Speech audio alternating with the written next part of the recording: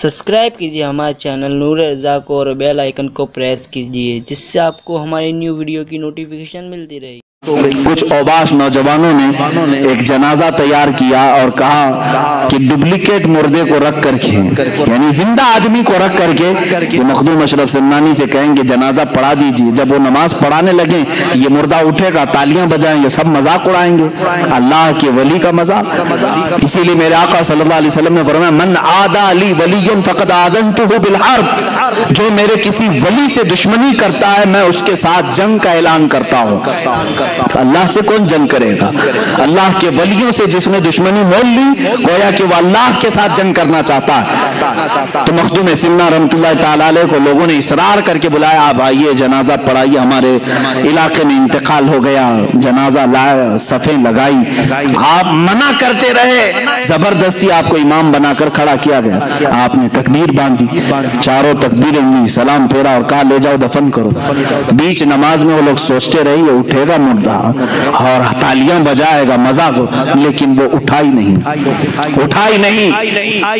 جب سب سلام پھیر دیے مخدوم سمنا نے مخاطب کر کے کہا اے لوگوں مجھے معلوم ہے تم نے جنازے میں کیا رکھ کر لایا تھا، مجھے معلوم ہے، لیکن اللہ تعالیٰ اپنے کسی بھی ولی کا مذاق گوارا نہیں فرماتا۔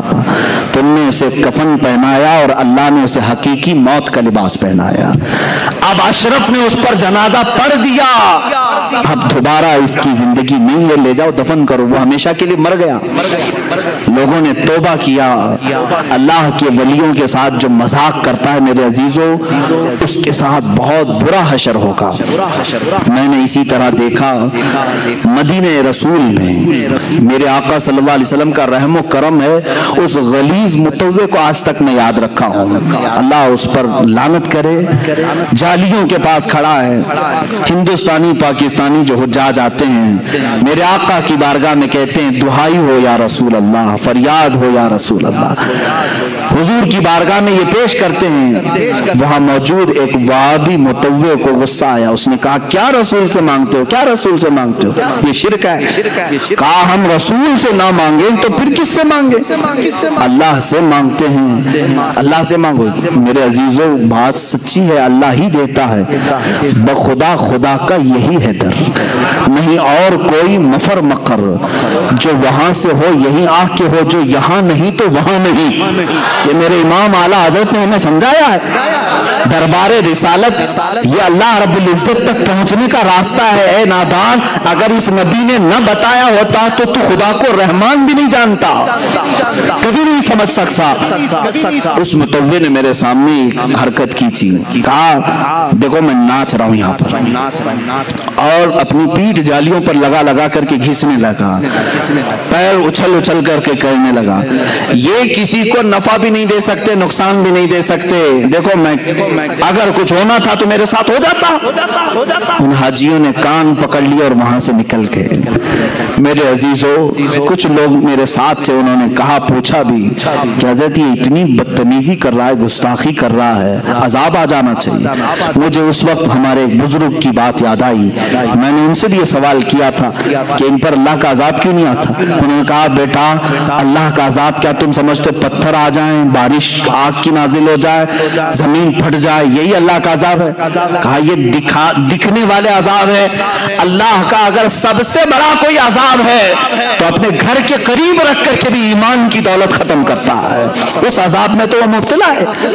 اللہ نے ایمان سلب کر لیا ہے، اس کا ختم ہو چکا ہے، یہ سب سے بڑے عذاب میں گرفتار ہے۔ اسی طرح میرے عزیزو جنہوں نے اولیاء کاملین سے دشمنی کی اللہ تعالیٰ ان کا خاتمہ برا کر دیتا ہے۔ وہ اس دنیا کی نعمتوں سے تو لطف اندوز ہو سکتے ہیں لیکن قیامت کے دن وہ خائب و خاسر اٹھیں گے۔ اللہ کے ولیوں سے دشمنی نہ لو۔ مخدوم سمنا رحمت اللہ تعالیٰ علیہ کا مذاق کرنے کی کوشش کی گئی لیکن جنازے میں ہمیشہ کے لیے آدمی سو گیا۔ کچھ لوگ ایسے بھی ہیں آج جو اولیاء کے تصرفات اور ان کی کرامات کے منکر ہیں، قرآن ان کی کرامات کی گواہی دے رہا ہے۔ سلیمان علیہ السلام کی امتیوں میں ایک امتی ایسا ہے کہ سبا بلقیس کا تخت ملک یمن سے فلسطین میں ایک لمحے میں نہیں، پلک جھپکنے سے پہلے حاضر کرتا ہے۔ یہ قرآن کی آیت ہے، قرآن ولیوں کی کرامت کا ذکر کر رہا ہے۔ اور یہ آج کل کے لوگ جو اولیاء کاملین کے منکر ہیں، یہ در حقیقت اللہ کے ولیوں کی دشمنی پال رہے ہیں۔ یاد رکھنا، رب تبارک و تعالیٰ کی پکڑ اور اس کا انتقام بہت سخت ہوتا ہے۔ تم جب اپنے کسی دوست کی توہین برداشت نہیں کر سکتے، اللہ اپنے دوستوں کی توہین کیسے گوارا فرمائے گا؟